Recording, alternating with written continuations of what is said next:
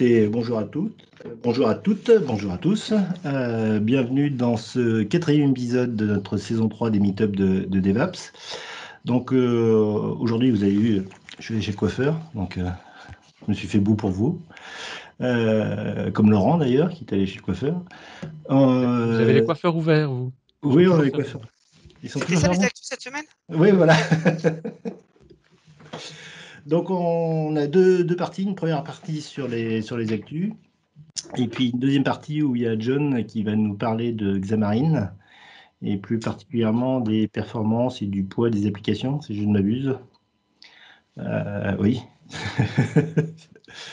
Donc voilà en gros le planning de la journée.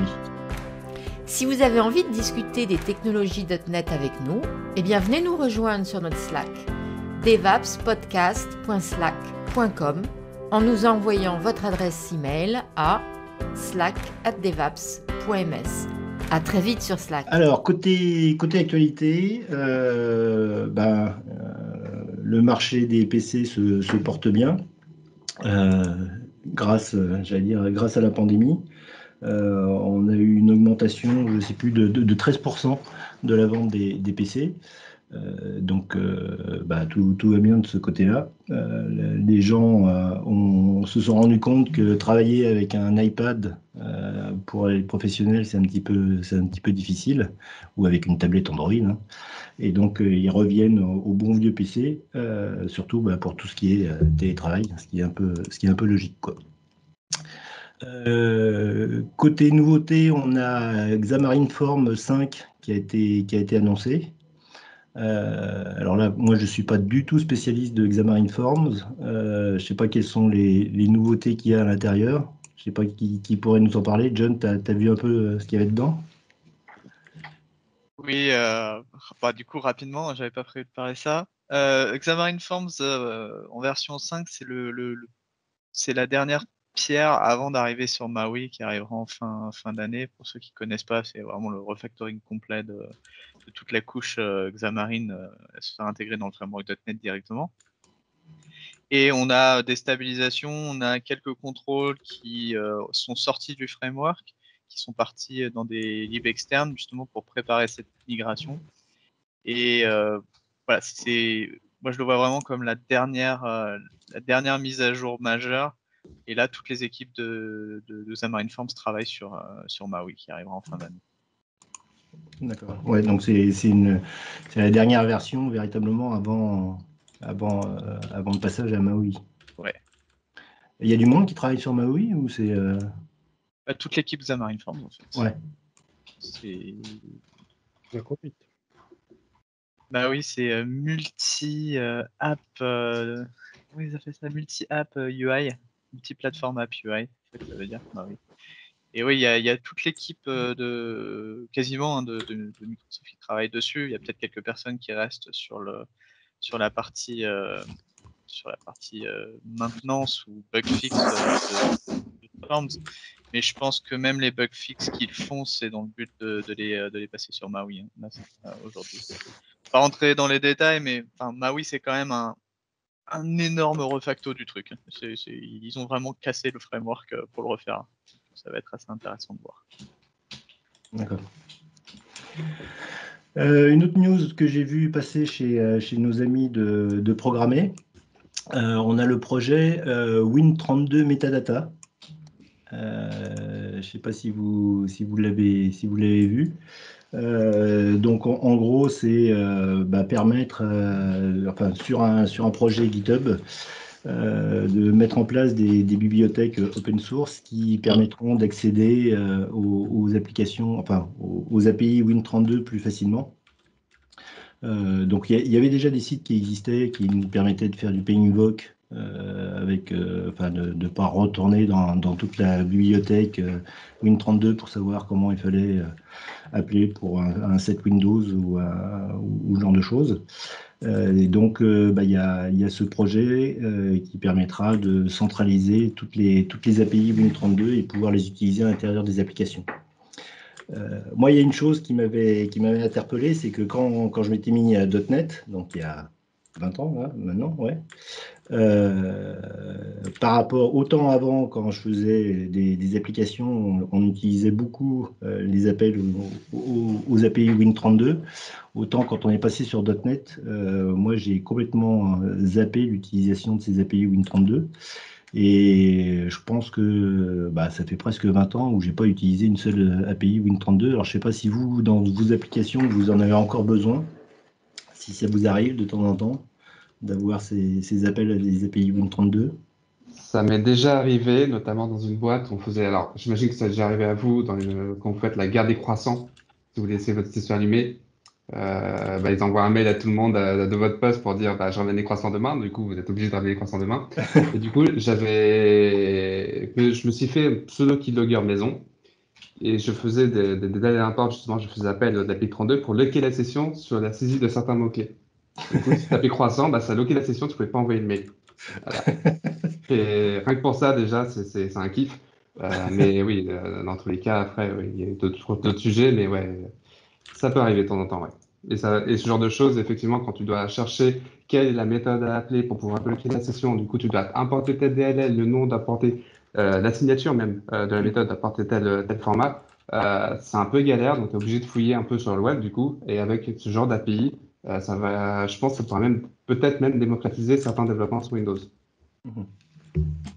Après, c'est vraiment une preview. Il y a plein de trucs je l'ai essayé rapidement, là, leur source generator, et certes, il mappe bien il génère la signature, mais quand ça prend un int et que tu as une liste de constantes sur la doc, la liste de constantes, c'est à toi toujours d'aller la chercher manuellement et de l'utiliser. Donc, il n'y a pas de notion d'énum ou des choses comme ça, là.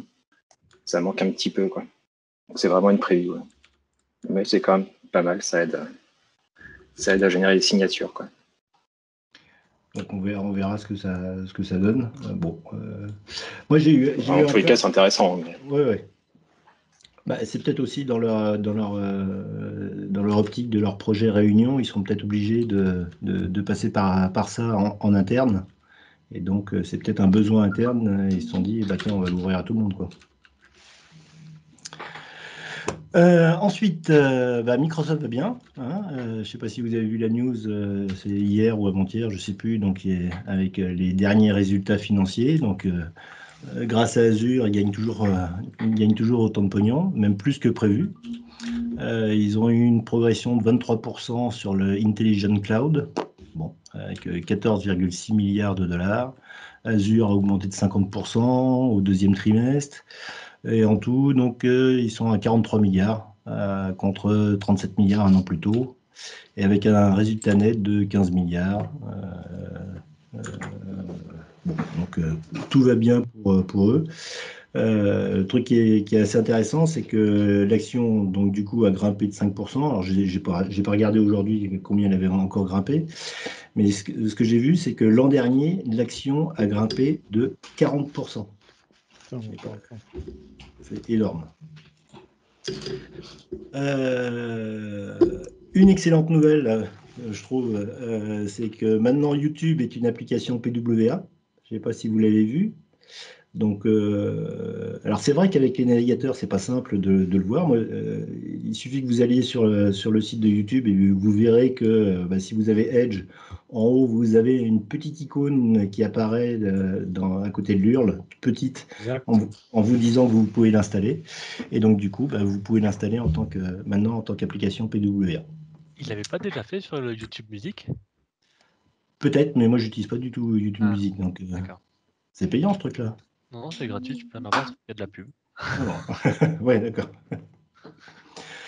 Bon, une autre bonne nouvelle, surtout pour moi, donc IBM a son bénéfice net global qui a baissé de 42%. Ça, c'est bien fait pour eux, ça leur apprendra à faire des sites de merde. Bon, mais c'est une private joke. Une news aussi vis-à-vis de Google et du projet Chromium. Il y a eu une annonce, sur Twitter, un développeur qui a vu qu'il y avait un certain nombre de fonctionnalités qui étaient à l'intérieur du projet Chromium qui ont disparu. Et donc, l'excuse, entre guillemets, de Google, ça a été que ça utilisait des fonctionnalités qui étaient propres à Google et non pas propres au projet Chromium. Notamment tout ce qui est Google Sync, les API Google Sync, qui étaient à l'intérieur du projet. Et donc, ils ont été retirés du projet Chromium, donc ce qui peut faire un petit peu peur par rapport à ce projet open source, c'est que Google décide de retirer comme ça, comme ils ont envie, des choses à l'intérieur, quoi. Et c'est la même chose pour Elasticsearch.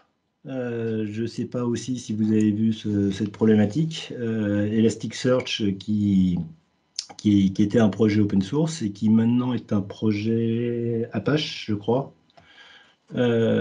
Et donc, la raison pour laquelle ils ont changé leur mode de licensing, c'est que AWS utilisait leur moteur de recherche, le proposait dans leur solution, et ils proposaient des solutions qui n'allaient pas dans le sens où Elasticsearch voulait que ça évolue, d'après ce que j'ai cru comprendre. Et donc, ils ont changé aussi leur mode de licence. Donc ça, c'est intéressant de voir que on a beau être dans des projets open source, l'un comme l'autre, l'éditeur qui est à la source du projet peut faire aussi un petit peu ce qu'il veut du jour au lendemain, quoi. Pour suivre cette idée-là, a priori, Amazon a réannoncé qu'ils ont repris le dernier fork qui était open source, qui a la bonne licence de Elasticsearch, et qui reprendrait la suite à partir de ce fork-là. D'accord. Donc du coup, on pourrait continuer d'utiliser Elasticsearch avec leur solution Elasticsearch. Ok. Qu'est-ce que j'avais d'autre projet Chromium. Il y a le Visual Studio Code Day qui commence aujourd'hui, qui a commencé depuis 17 minutes, qui était en même temps, donc vous pourrez y aller après, donc sur Visual Studio Code. Qu'est-ce que j'ai vu d'autre Et puis, alors Edge. Donc, Edge qui continue toujours ses améliorations, avec la version 88 qui est parue là au début de l'année pour tout le monde, avec notamment un gestionnaire de password qui est intégré à l'intérieur de Edge. Voilà pour Edge. Et sinon, il y a eu la mise à jour des outils de développement de Edge Chrome, enfin de Chromium, pardon. Alors ça, ce qui est intéressant, c'est, je ne sais pas si c'est valable avec la version standard de Edge, mais moi j'ai la version Canary de Edge, et les toutes dernières versions des Developer Tools sont bien intégrées à l'intérieur de Edge. Donc on a vraiment les toutes dernières versions de ces outils. Donc on a un outil qui permet de gérer les dégradés et l'angle des dégradés de façon visuelle, qui est plus sympathique. On a la possibilité de pouvoir définir le stockage disponible à l'intérieur du device pour tester une application. C'est-à-dire que vous avez votre application, vous utilisez le stockage du navigateur, vous pouvez dire que le device qu'il va utiliser, au lieu d'avoir 24 mégas de stockage possible, il n'y en a plus qu'un, et puis on voit si votre application supporte ça. Et un autre outil qui est bien sympathique, je vais peut-être partager mon écran pour vous montrer ce que ça donne. Non, c'est ici. Voilà. Donc, je ne sais pas si vous le voyez. Donc, c'est un outil qui permet, quand vous allez dans l'onglet Performance, vous activez les fonctions Web Vitals, donc tout à fait en haut. Et ça vous permet de voir à quel instant les différents éléments visuels apparaissent à l'intérieur de l'application et voir si votre application réagit rapidement ou pas. Donc c'est les deux points verts, c'est le first content et le last content qui apparaissent. Donc là, on voit qu'on est à 600 millisecondes pour le first content et on est à 1 seconde 6 pour le last content, donc où il y a la totalité. Donc l'utilisateur peut utiliser le site web à partir de 600 millisecondes. ici donc c'est sur le site DevApps pour voir ce que ça donne, quoi. Comme quoi, Angular, c'est lent, quoi. Alors là, c'est sans le service worker, donc si j'avais activé le service worker, ça irait beaucoup plus vite. Mauvaise langue. Voilà, côté actualité, je ne sais pas si vous avez autre chose à rajouter. J'avais un truc pour un peu fun et pas trop, pas trop développeur. Je ne sais pas si vous avez vu, je sais pas s'il y en a beaucoup d'entre vous qui ont déjà fait des investissements entre guillemets de type Bitcoin. Je ne sais pas s'il y en a dans la salle, non? Il y a, juste pour vous donner un peu l'idée, c'est un développeur, enfin un utilisateur de Bitcoin qui a en 2013 paumé son disque dur, il l'a acheté chez lui. Et il a ici proposé à la ville de Newport, en Angleterre, il a proposé 70 millions de dollars pour pouvoir essayer de le déterrer. Mais il a besoin d'avoir un permis. Parce que sur son disque, comme le Bitcoin a évidemment évolué, ils sont maintenant à 273 millions de dollars, l'estimation du disque dur. Donc si ça vous intéresse d'aller creuser à sa place, c'est un peu con d'avoir jeté le disque, hein. Il n'a pas fait de backup avant apparemment, ou le backup a pété, je ne sais pas. Donc voilà, ça m'a fait rire quand j'ai vu ça passer. Enfin, rire moi, lui à mon avis, rit moins. Mais bon. Oui. Donc voilà. Dans les autres actualités, vous en avez d'autres ou on passe la main tout de suite à John pour nous parler de Xamarin? Vous aimez DevApps? Alors venez nous soutenir en vous rendant sur tipeee.com/devaps et laissez-nous un petit tip. Merci d'avance pour votre participation. tipeee.com/devaps. Donc pour ceux qui me connaissent pas, parce qu'il y en a certains que je connais pas, donc je suppose que c'est réciproque. Donc moi je suis John Thirier, je suis un ancien MVP, j'ai toujours le truc derrière. Je compte bien le récupérer le titre, mais pour l'instant je ne le suis pas. Et je travaille chez Edenred en tant que lead engineer sur tout ce qui est la partie mobile. Bon, Edenred, pour ceux qui connaissent pas, c'est ceux qui sont les inventeurs du ticket restaurant, tout simplement. Aujourd'hui, ils font plein de choses. Ils font des cartes cadeaux. Vous connaissez souvent de Cadeos en France. Ils sont présents aussi en Belgique. Je travaille d'ailleurs régulièrement avec la Belgique. Et ils font aussi tout ce qui va être transport, donc ce qu'on appelle du fleet and mobility chez nous. Donc c'est des cartes pour les essences pour les camions, pour que les gens n'aient pas à payer directement. Parce qu'un plein sur un camion, ça coûte une blinde, hein, donc c'est mieux que c'est l'entreprise qui paye directement plutôt que de faire une note de frais à la fin du mois. Enfin, il y a tout ce genre de choses qui sont en place. Et on a aussi quelques produits sur la santé. Bref, ça c'est un peu le contexte. On est présent dans une quarantaine de pays et moi je bosse sur une application de manière assez investie sur laquelle d'ailleurs Maël a travaillé et il y a même peut-être encore quelques lignes de code à toi Michel. Sur cette application là on est aujourd'hui sur 11 pays déployés entièrement Xamarin et c'est un projet qui a à peu près 3 ans d'âge en Xamarin natif, je précise, on ne fait pas du Forms. Pour ceux qui ne connaissent pas bien la différence, un Forms, c'est en gros le XAML. Donc, vous ajoutez une surcouche à Xamarin qui est une surcouche à la plateforme native. Chaque fois qu'on ajoute une surcouche, on rajoute du poids, on rajoute des potentiels bugs, problèmes de performance et tout ce qu'on veut. Et du coup, il faut peser le pour et le contre. Et nous, sur notre application, on déploie aujourd'hui au Japon, qui ont une majorité d'iOS. D'ailleurs, c'est le seul pays au monde qui est comme ça. On déploie en Europe sur des téléphones, ce qu'on a l'habitude de voir, hein, en Allemagne, en Grèce, en Roumanie, Autriche, UK. J'ai peut-être oublié un autre. Ouais, il y a d'autres pays qui sont en train d'arriver, mais c'est pas grave. Et on est aussi en Amérique du Sud. Ça fait la transition un peu avec le côté poids de l'application, parce que nos réseaux européens ou japonais sont relativement performants quand même. Même quand on va à la défense, maintenant, on arrive à capter un réseau 4G et à pouvoir télécharger une appli ou l'ouvrir correctement, ce qui n'était pas le cas il y a 10 ans. Mais dans certains pays d'Amérique du Sud, notamment sur lesquels on est présent, donc on va pouvoir parler de l'Argentine, du Pérou ou de la Colombie, on a des réseaux qui sont très variables. Et le poids d'une application et la performance d'une application devient primordial pour que nos utilisateurs soient contents. On ne peut pas faire une application qui fait 250 mégas. On va se faire allumer par nos utilisateurs et il y a beaucoup d'entre eux qui seraient tout simplement pas capables de l'installer parce que pas de place sur leur téléphone. Parce que outre les problématiques réseau, il y a aussi des problématiques de device. Les devices qu'on trouve en Europe, ils ont une moyenne d'âge de 2 ans et c'est plutôt du moyen de gamme, haut de gamme, genre flagship. La plupart des gens ont des Samsung Galaxy S quelque chose. Il y a aussi des Galaxy A quelque chose, mais c'est moins. Et même ces téléphones-là sont plutôt performants. En Amérique du Sud, on va trouver des devices qui vont être assez différents, potentiellement plus vieux ou alors un peu plus bas de gamme. Du coup, moins de place, moins de performance.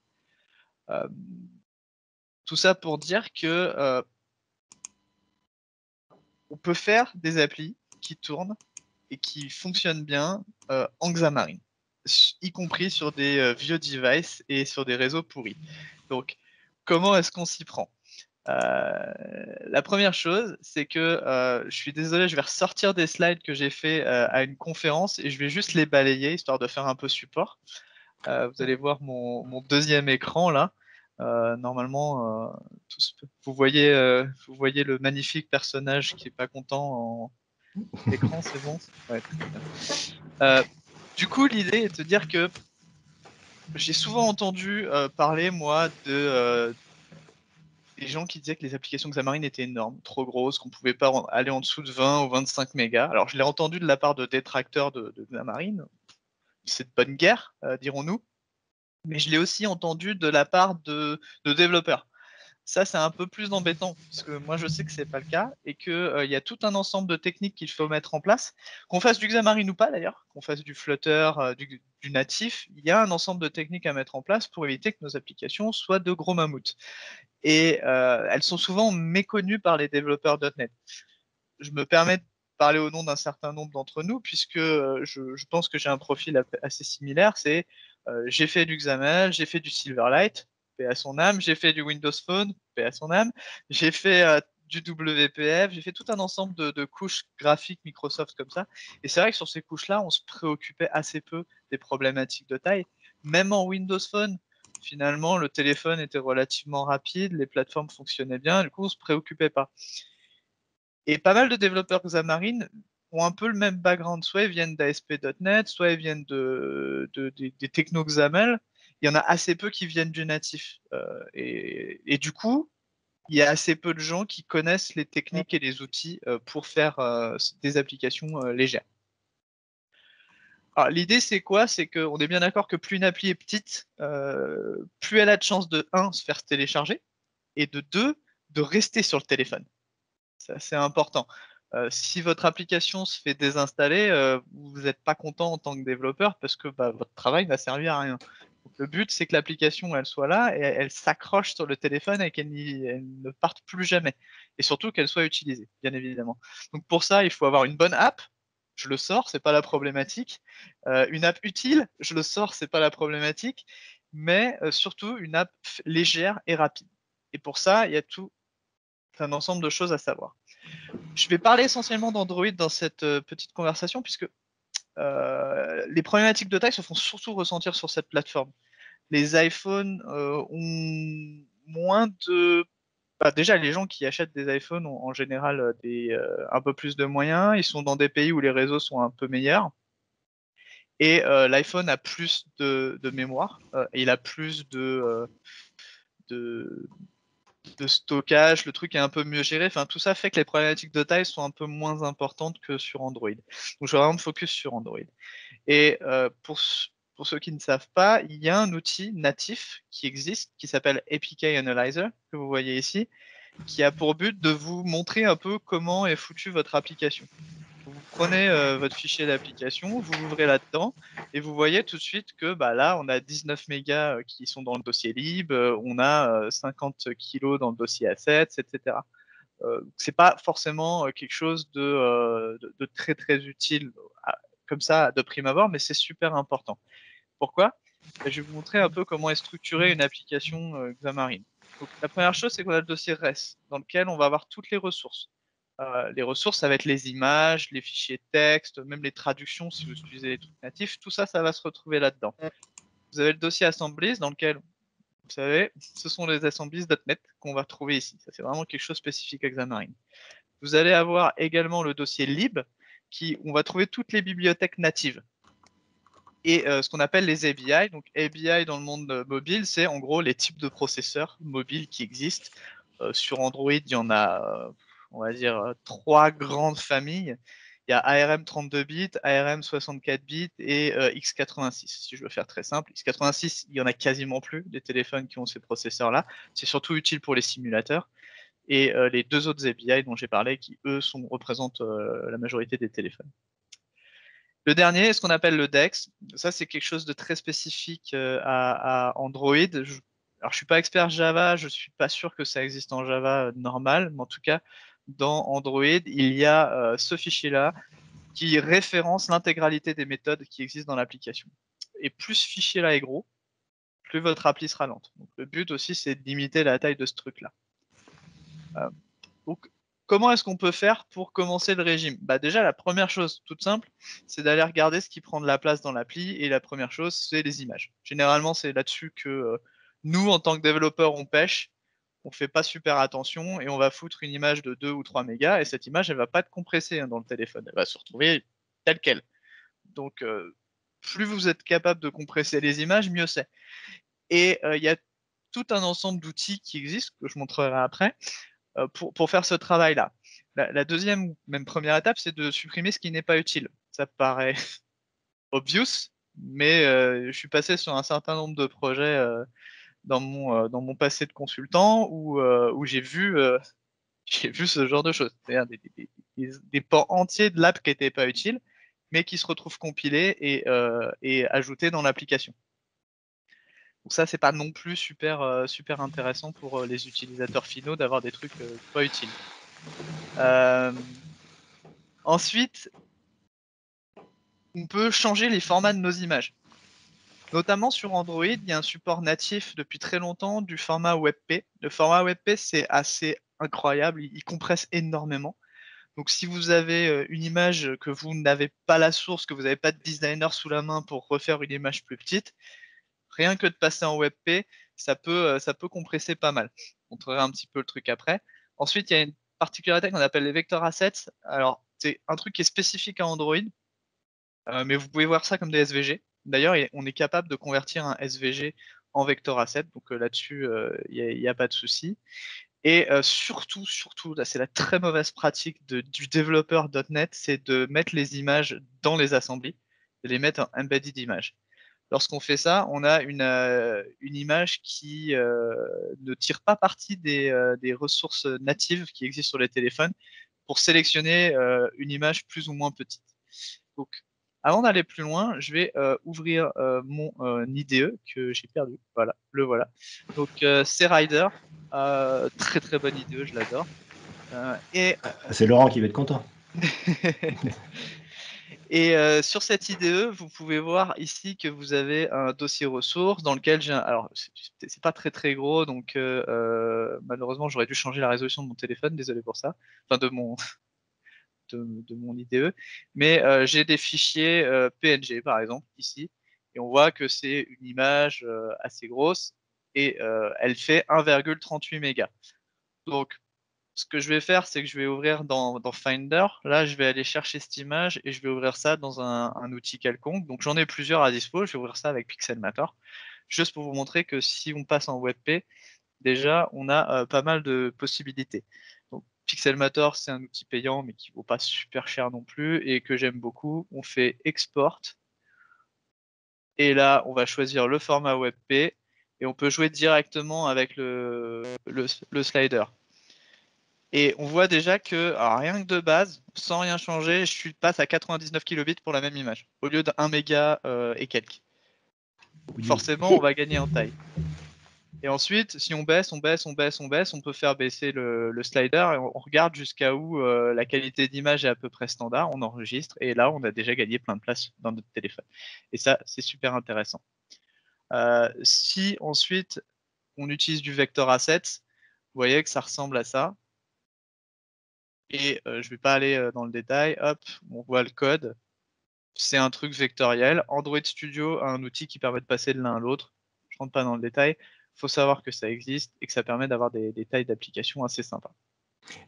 Enfin, Ouais. une question bête, pourquoi il n'y a pas le support, j'allais dire le support natif SVG plutôt que un format propriétaire? C'est parce qu'ils ont rajouté des fonctionnalités qui sont pas dans le SVG? Alors, je sais pas pourquoi. Je sais juste que ce soit iOS ou Android, il n'y a pas de support de ce truc-là. Alors, il n'y a pas non plus le support intégral de toutes les fonctionnalités de SVG. Alors, il y en a pas mal, mais en fonction de la version d'Android sur laquelle vous êtes, vous allez avoir accès à plus ou moins de features. Je pense notamment au calque ou au masque, Mhm. qui sont des fonctionnalités de SVG que je dirais avancées, qui ne sont pas supportées là-dedans. Ensuite, pourquoi je sais pas. Sur iOS, quand c'est pas le format SVG, c'est pas le format XML, c'est le format PDF. Donc, on prend un PDF vectoriel, et ce que fait iOS à la compilation, c'est qu'il va générer immédiatement à la compilation des versions PNG de ce PDF adaptées aux différentes résolutions qui existent dans l'écosystème, et il va s'amuser à faire ce qu'on appelle je sais plus comment on appelle ça exactement, mais en gros, il s'amuse à jouer avec les bytes, il les change de place dans l'image de façon à ce qu'elle soit chargée plus vite par le GPU du téléphone.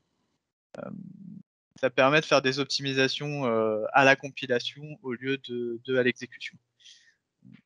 Comme on est sur des téléphones et pas sur des ordinateurs, bah, il vaut mieux quand même optimiser à la compile Ouais. que à l'exécution. Ouais. Après, voilà, la conversion d'un SVG, elle se fait assez bien. Là, je n'y ai pas accès, mais si j'ouvrais Android Studio, j'aurais accès à ce truc-là. Si vous intéressez, je vous montrerai après. Voilà, moi j'ai aussi des outils en ligne de commande qui permettent de faire de la conversion d'image. Alors, ces outils ils existent sur Linux, sur Mac, ou je suis à peu près certain que vous pouvez les faire tourner avec WSL2 sur Windows. Ça fonctionne bien, il n'y a pas de souci. Ça, je vous l'ai montré. Vous voyez, là j'importe un SVG et ça me génère l'asset vectoriel que je vous ai montré tout à l'heure, la typote. Maintenant qu'on a vu les images, il y a une deuxième chose, c'est les packages NuGet. Alors les packages NuGet, c'est super bien, mais encore une fois, en tant que développeur .NET, on a souvent tendance à oublier qu'on tourne sur un téléphone, quand on fait du Xamarin, et que vous avez comme devoir, en tant que développeur, de comprendre ce que vous ajoutez dans votre app. Si vous tirez un NuGet, qui tire un NuGet, qui tire un NuGet, qui tire un NuGet, etc., vous pouvez très vite rajouter énormément de références dans votre app que vous n'utilisez pas. Donc, la première chose à faire, c'est regarder les packages qui sont dans l'app et essayer de choisir les plus petits ou les plus appropriés par rapport aux besoins. Après, il y en a qui restent. Hein. JSON.NET, celui-là, il reste côté mobile, puisque la version .NET Core, elle marche encore pas super bien côté iOS. Et elle est plus grosse que JSON.NET et moins performante. Donc, sur le mobile, voilà, on reste sur du JSON.NET pour l'instant. Mais il y a tout un ensemble de packages qui peuvent être assez intéressants. Un des réflexes que j'ai souvent vu avec les développeurs Xamarin Forms pour la gestion des images, c'est d'utiliser une librairie qui s'appelle FF Image Loader. FF Image Loading, c'est ça, je crois, que ça s'appelle. Cette bibliothèque est très très bien, mais elle est full managée, elle est complètement gérée par C#.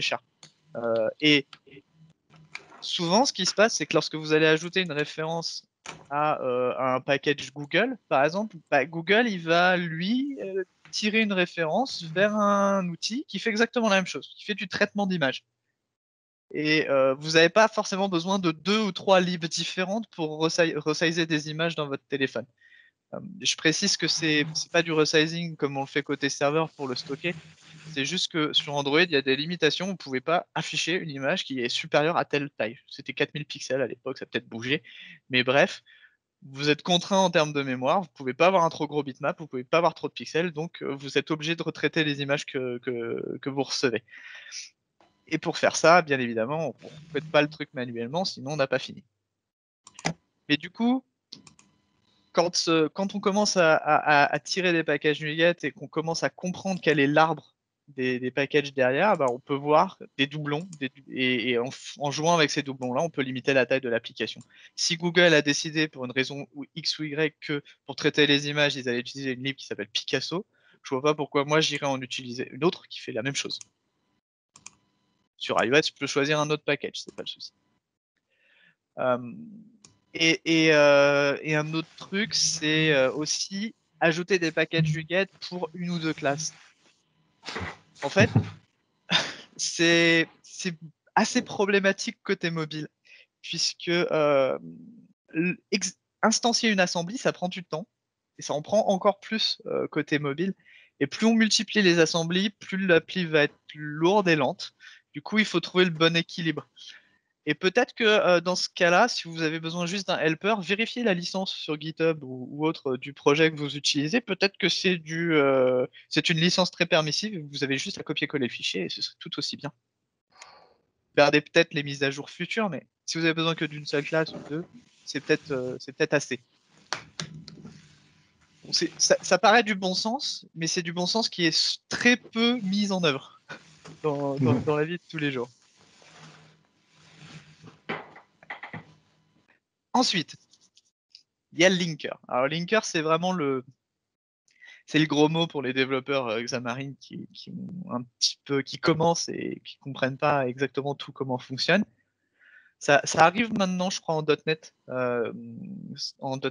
Core, sans qu'ils avaient fait des tests. Le concept, c'est quoi? C'est un explorateur statique du code. Donc, il va aller regarder ce que vous utilisez et ce que vous n'utilisez pas, il va le supprimer. Alors, il a tendance à être un peu agressif. Donc, parfois, il supprime des choses que vous utilisez. Pourquoi? Parce que vous utilisez de la réflexion. On en viendra sur la réflexion après. Et pour ça, il faut l'aider du coup. Il y a tout un ensemble de fichiers que vous pouvez mettre en place pour aider le linker. Et on a 3 options sur le linker. La première, c'est don't link, ça ne devrait jamais être utilisé, parce que ça veut dire que vous embarquez l'intégralité du framework. Et d'ailleurs, vous ne pouvez pas passer les validations store avec ce truc-là. Ça marche que quand vous développez ou vous faites des déploiements internes, parce que ça utilise des API non autorisées. Ensuite, vous avez le link SDK Assemblies Only. Ça veut dire que ça ne va garder que le framework.NET. Et c'est déjà, ça ne va linker que le framework.NET, ça ne va pas toucher à votre code ni au NuGet que vous avez importé. Donc ça aussi, c'est important de s'en rendre compte. Et le dernier à privilégier, c'est le link all assemblies, où là, il passe sur l'intégralité du code, mais il faut le contrôler. Pour le contrôler, vous avez la possibilité d'ajouter des attributs dans votre code. Donc là, on a un attribut qui s'appelle preserve. Alors, vous n'avez pas besoin que ce soit Android.runtime.preserve. À partir du moment où le truc s'appelle preserve, peu importe le namespace, ça va fonctionner. Et du coup, dans votre code, vous pouvez dire ça, faut pas me le toucher. Tu me gardes ce truc-là. Vous pouvez aussi modifier le CSProc pour dire de skipper une ou deux assemblies. Ça se fait souvent pour JSON.NET, puisque ça utilise masse de réflexion et c'est parfois un peu compliqué à contrôler ce qui se passe dedans, en fonction de comment vous utilisez JSON.NET. Ou vous avez la possibilité d'écrire des fichiers qui vont dire, bah voilà, dans telle assembly, pour telle classe, tu vas me garder le constructeur et tu me gardes tous les champs. Ça peut être utile, etc. Sachant que si vous avez une erreur de configuration du linker, ça va très vite se voir, l'appli crash. Parce qu'elle essaye d'accéder à un truc qui n'existe plus. Et c'est pas terrible. Donc, il faut penser à le faire. Et le fait que ça crache à la compilation ou ça crache à l'exécution? Ça crache à runtime. Runtime, ouais, donc ça veut dire qu'il faut faire une passe sur l'ensemble de l'application au moment où tu veux le mettre en prod. C'est pour ça que dans un projet mobile, il faut le faire au début, ça. C'est-à-dire, il faut tester très régulièrement des builds en release. Donc, vous faites vos builds dans App Center, dans Azure DevOps, où vous voulez, mais vous lancez des builds très souvent et il faut les tester très très régulièrement. Et ce, depuis le début. En le faisant, c'est beaucoup plus simple. Parce que si vous testez au bout de 2 ans, bah forcément, ça va crasher au runtime, mais ça va crasher au runtime pendant 4 jours, le temps que vous corrigez tous les problèmes. Donc, il faut vraiment le prendre en amont. Tout comme les images, chose que je n'ai pas précisé, plus vous avez des images simples, c'est-à-dire peu de couleurs et vectorielles, mieux vous en tirez. Et du coup, ça se fait aussi au début du projet. Les guidelines graphiques que vous posez, si vous avez la possibilité de le faire, c'est au début du projet, c'est pas à la fin que ça se fait.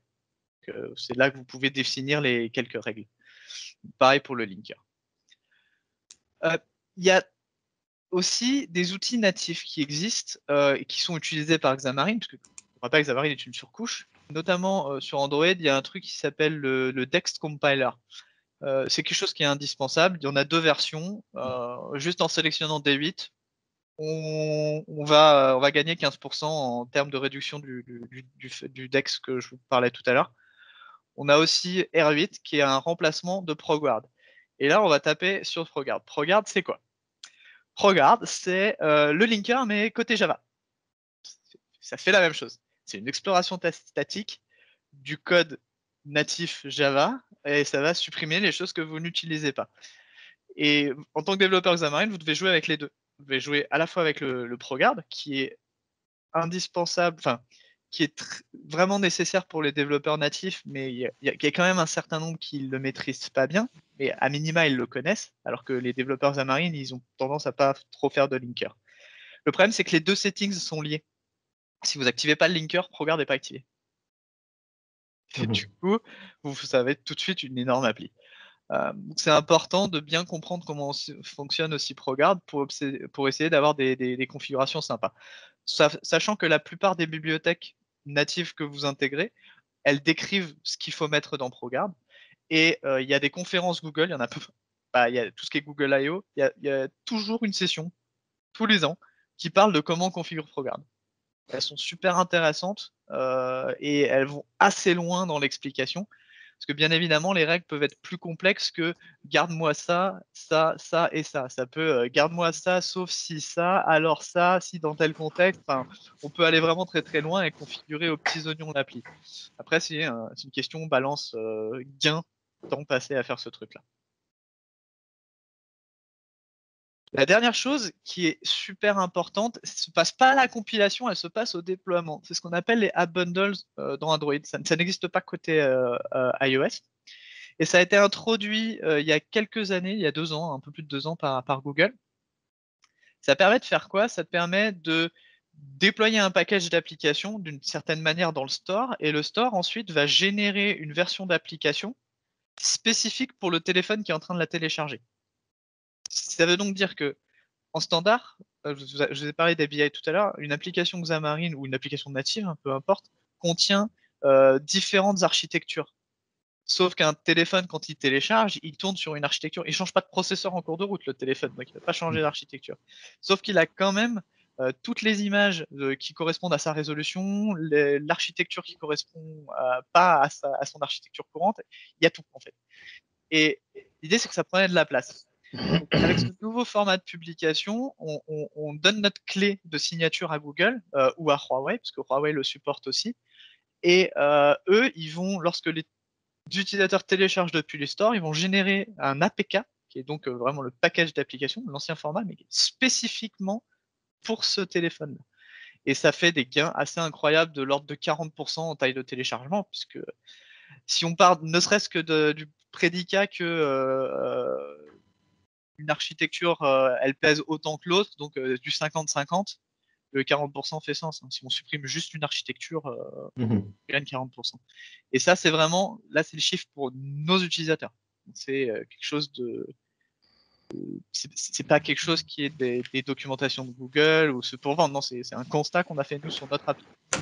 Qui est assez important. Il y a tout un ensemble de lignes de commande. Si vous êtes intéressé, je vous les montrerai. Voilà. À la fin, pour les best practices sur tout ce qui est taille, du coup, je récapitule. Compresser les images, vous pouvez le faire n'importe quand, mais c'est mieux de le faire au début. Les vecteurs assets, ça se fait avec un designer. Généralement, on n'est pas très doué en tant que dev pour faire ce genre de travail-là. Il y en a un qui le font très bien, ils ont beaucoup de chance d'ailleurs. Je ne sais pas. Mais voilà, il faut le faire au début. Il faut savoir comment fonctionnent les plateformes natives, comment eux travaillent, parce que Xamarin, ce n'est qu'une surcouche au natif, donc s'ils font des choses, on doit les faire aussi. Mais en plus, nous, on a un peu de travail à ce niveau-là, avec le linker. On doit faire toujours attention au package NuGet qu'on ajoute, on doit tester nos bits tout le temps, et voilà. Et ça, c'est pour la partie de taille. Maintenant, si vous avez des questions, c'est le moment, parce qu'après, je vais parler de la partie performance des apps, dans lequel j'ai pas de slide, et du coup, c'est en mode YOLO. Et là, sur vos applications, vous avez gagné combien à peu près c'est difficile à estimer, mais... Alors, je vais exclure la version de l'application sur laquelle on a un SDK bien lourd, pour une raison purement technique. On était à 40 mégas au niveau de l'APK. Non, on était à 45 mégas au niveau de l'APK. Quand on a activé les App Bundle, on est passé à 28. un peu moins de 28 en fonction du téléphone. Donc ça a été assez important, sachant que je parle d'une appli qui a 2 ans de dev derrière elle. Donc elle fait quand même pas mal de choses, elle a pas mal d'écrans, pas mal d'images. Tous nos assets sont vectoriels, enfin quasi exclusivement vectoriels, avec les formats dont je vous ai montré, qui sont les formats natifs. En fait, à chaque fois, on se colle à la plateforme native. Et on se rajoute très très peu de surcouches. On sert juste de Xamarin pour être capable finalement de partager un maximum de code entre les deux plateformes. On a des view models, on a tous ces trucs-là. Et ça nous a fait quand même gagner pas mal de temps. Et si on rajoute le gros SDK en question aujourd'hui, je ne détaillerai pas pourquoi, parce que il fait, on passe à 45 mégas au téléchargement sur le téléphone. Et ce SDK, il vient de subir une cure de régime aussi également, donc il est passé de 25 mégas à 5 mégas. Donc voilà, on va regagner la taille qu'on avait perdue avec ce truc. Et ça, c'est quand même assez intéressant. Il y a Max qui a une question, enfin en tous les cas, il a levé la main. Ah. À moins que ce soit pour dire que Laurent était très beau. Oui, bonjour à tout le monde. Bonjour. En fait, moi, c'est une question pratique, puisque j'ai hérité d'une application écrite à l'aide du Titanium SDK de Axway. Je ne sais pas si ça vous parle, du JavaScript. Bon, c'est une vieille application.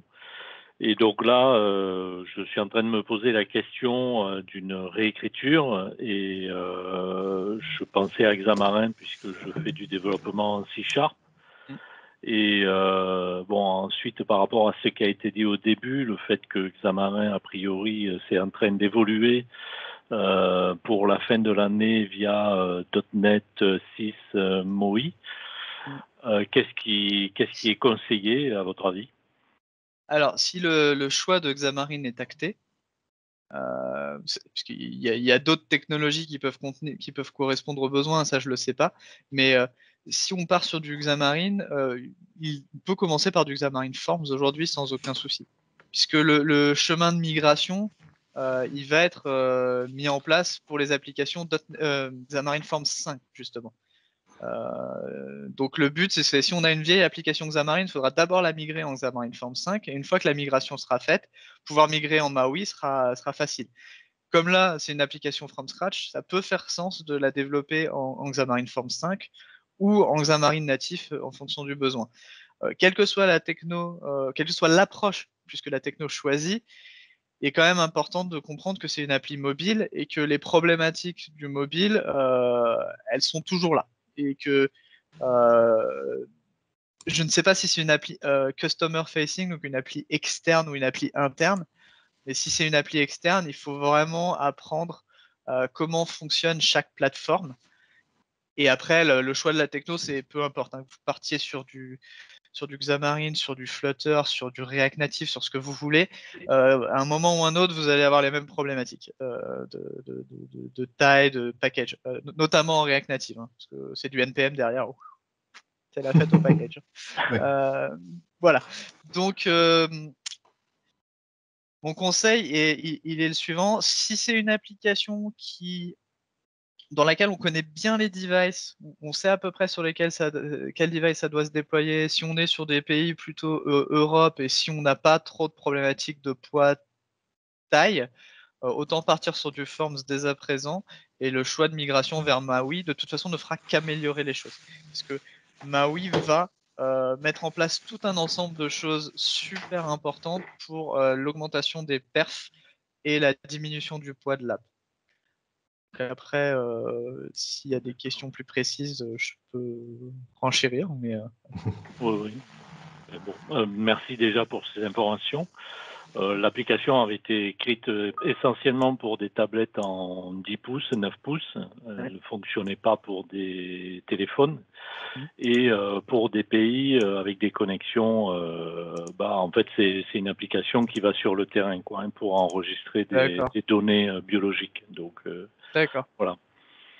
Et du coup, cette application, elle doit fonctionner en mode offline, je suppose. Tout à fait. Voilà, avec des synchronisations. Exactement, avec un serveur. fichier JSON qui permet de faire la synchro d'un côté, dans un sens comme dans l'autre, voilà, avec une application cliente. Android et iOS. Alors, Android, on était resté sur de l'Android à l'époque. L'intérêt que je voyais par rapport à Xamarin, c'était peut-être de pouvoir déployer sur de l'iOS au besoin. Mm. Et peut-être du Windows aussi, Oui. Surface. Alors, c'est pas magique. C'est-à-dire que même si vous développez une application qui fonctionne sur Android, il faut la tester sur iOS et encore plus sur Windows. Vous êtes dans un cas assez spécifique, c'est le cas des applis offline avec synchronisation de base de données.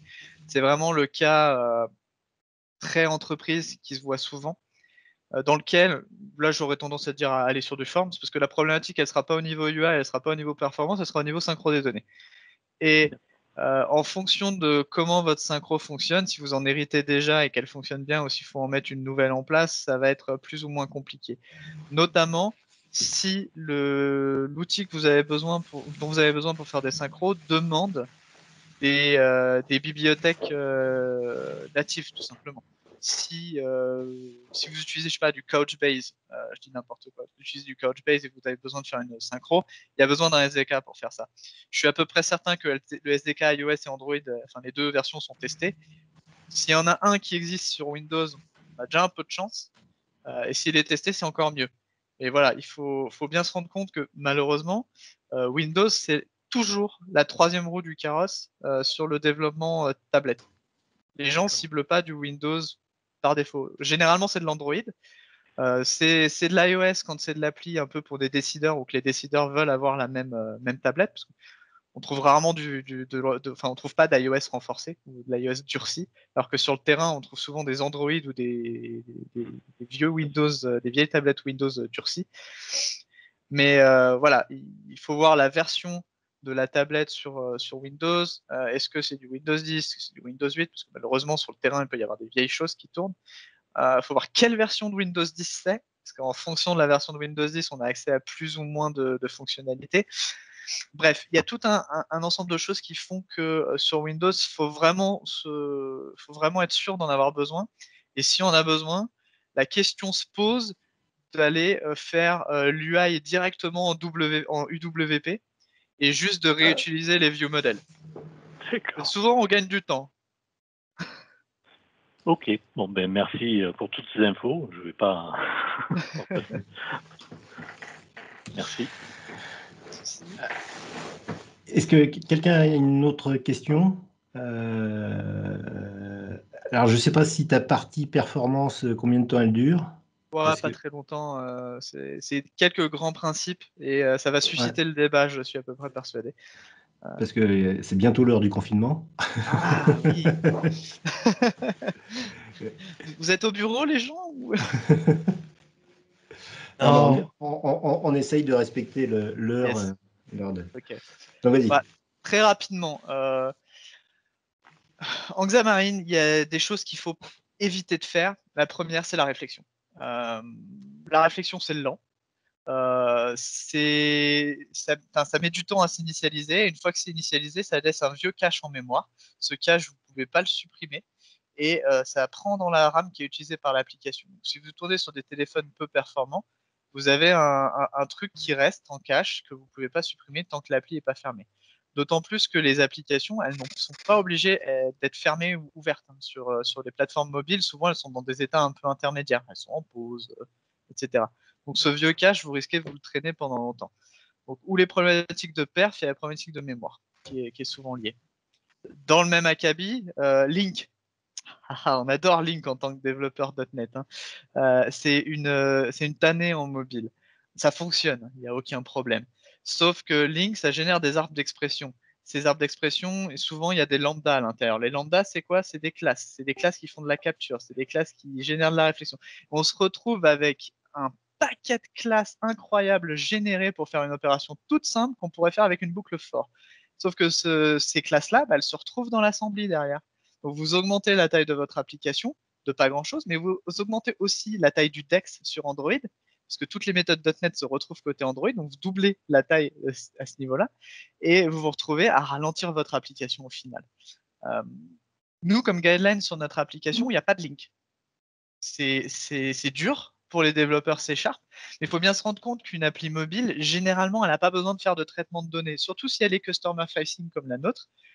Elle est censée récupérer la donnée traitée d'une API. Elle n'est pas censée traiter la donnée elle-même. Donc, faire une boucle pour trouver... si on doit faire un where i i modulo 2 égale 0, on peut très bien le faire avec un for each ou un for et ça générera moins de code en fait à la compilation. Donc ça c'est aussi, ça fait partie des trucs qui sont un peu à éviter si on peut côté mobile. Le link pour la facilité. Dans le même acabit, il y a les mots-clés dynamiques. C'est simple, c'est pas supporté sur iOS. Problème réglé. Dès que vous faites de l'AOT, donc la Ahead of Time Compilation, et pas de Just-in-Time Compilation, le dynamique, il saute. Donc ça, voilà, faut oublier. Donc JSON.NET, déjà, on n'utilise pas la partie dynamique avec, on fait du JSON convert, on prend des types paramétrés et on fait ces trucs-là comme ça va bien. Le HTTP client. Souvent, quand on fait du développement .NET, le HTTP client, il est performant, il fonctionne bien, mais on utilise le handler standard. Donc en gros, ça utilise la couche .NET. En Xamarin, on utilise plus des couches sous-jacentes. On utilise les couches réseau de la plateforme pour faire ça, et qui peuvent avoir des comportements légèrement différents et qui sont beaucoup plus performantes. Donc ça, c'est des choses qui font penser aussi à configurer et surtout à tester, parce que la façon avec laquelle les erreurs vont être retournées peuvent varier légèrement entre iOS et Android, notamment. Et ça, c'est vraiment les grandes lignes. Et ensuite, tout code que vous écrivez, de manière générale, en mobile, ça se paye tout de suite. Si vous demandez à la machine de faire un truc que vous pouvez faire vous, ça va se retrouver dans la taille et la performance de l'appli. Et ça va tout de suite se sentir sur des vieux téléphones. Alors que si vous faites le développeur, si vous faites le développement vous-même et que vous ne demandez pas à la machine de le faire à l'exécution, vous allez aller plus vite. Et ça, je pense, cas extrême, je l'ai fait une fois pour le fun. On l'a pas fait sur ce projet-là, mais la désérialisation de JSON, ça utilise de la réflexion. Malheureusement, c'est un peu chiant, mais il faut faire avec. Sauf qu'il y a moyen de le faire sans, avec JSON.NET. Et si on le fait sans, ça veut dire qu'on code nous-mêmes la partie d'interprétation du JSON. Et pour ça, il fonctionne un peu à coup de curseur. Je ne sais pas si vous voyez, quand on parle de base de données, les curseurs, c'est le truc qui fait ligne par ligne. Là, il fait token par token, il nous donne chaque token, et on peut choisir ce qu'on fait avec. Et en faisant ça, on peut gagner aussi des temps d'exécution et diminuer la taille mémoire. Alors, ça vaut pas le coup, souvent, mais voilà, c'est important de savoir que si on veut aller jusqu'au bout, on peut vraiment gagner en performance. Et toujours faire de l'AOT, même sur Android, toujours précompiler l'application pour l'architecture et pas laisser le truc se faire au runtime. Voilà, ça c'était les grands conseils en termes de performance que je pouvais donner. J'en ai probablement oublié quelques-uns, mais oui, Async Await, désolé. J'ai toute une série d'articles dessus sur mon blog et je l'oublie, c'est incroyable. Oui, que j'utilise d'ailleurs. Super. Du coup, Async Await, c'est génial. C'est vraiment pour moi, c'est une des meilleures features de .NET, mais alors de tellement loin de C#, c'est bien. Mais alors, il faut comprendre comment ça marche. Quand on fait du développement ASP.NET ou autre, on s'embête pas trop avec les problématiques de thread parce que tout est d'un background thread finalement. Donc si on bloque un thread, c'est pas trop grave. On peut jouer avec, mais c'est pas trop grave. Sauf que côté mobile ou côté même WPF ou autre, si vous bloquez l'UI, là ça se voit direct. Là, le problème il est important. Et du coup, j'ai souvent vu des await qu'on n'était pas capable de faire un await dedans parce que c'était une méthode, un button click par exemple, et j'ai vu des points result dessus. Et ça bloque le thread UI. Tout simplement, si vous faites un point result sur une task qui n'est pas awaitée, ça bloque le thread UI, parce que ça veut dire que la task est lancée dans le thread UI. Ça peut poser des vrais problèmes. On a un petit mot-clé magique aussi avec Async Await qui s'appelle configure await false, donc qu'on rajoute à la fin de l'await. Et en faisant ça, on est capable de jouer avec les threads foreground et le thread background sans avoir à le faire en fait. Si vous posez une guideline toute simple, dans mes view models, pas de configure await. Ça veut dire que tout le code exécuté dans mon view model sera dans le thread UI, ce qui est parfaitement logique puisqu'on veut mettre à jour l'UI. En revanche, tout code qui ne doit pas être dans le thread UI, je le mets dans une couche de service inférieure. Et là, dans ma couche de service, je mets des configure await partout à false. Ce faisant, à partir du moment où une task native sera exécutée, donc un appel réseau, un accès à un fichier ou n'importe quoi, une opération asynchrone, ça va générer un thread. Et lorsqu'on va revenir, on va dire, plutôt que de dire reviens dans le thread UI, on va lui dire continue où t'es.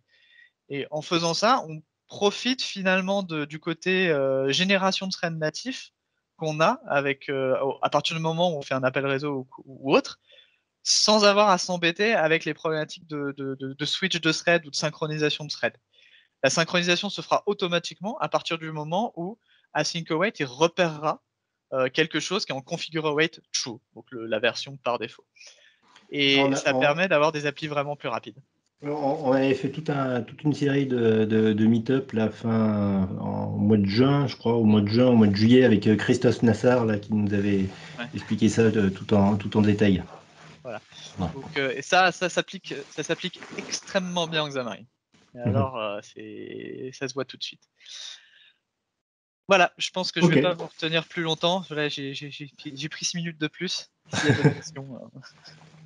Est-ce que quelqu'un a des questions pendant qu'on y est? Non? Bon, bah écoute, merci pour ta présentation.